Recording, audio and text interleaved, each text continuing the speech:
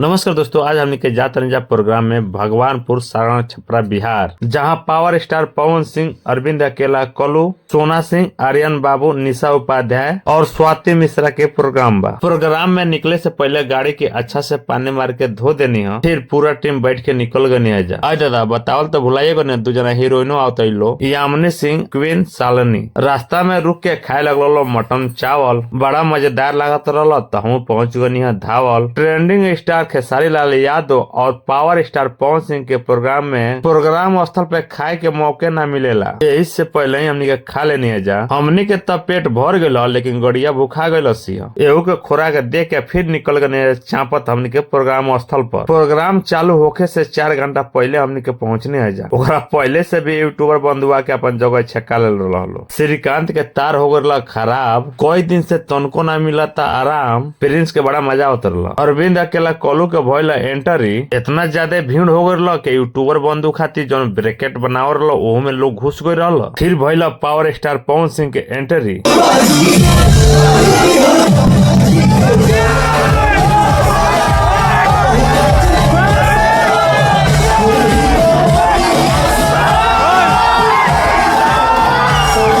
आप पूरा वीडियो देखे चाहता नहीं तो हमारा YouTube चैनल भोजपुरी दुनिया लाइव शो पर देख सकिल। वीडियो अच्छा लगल तो लाइक कमेंट करी।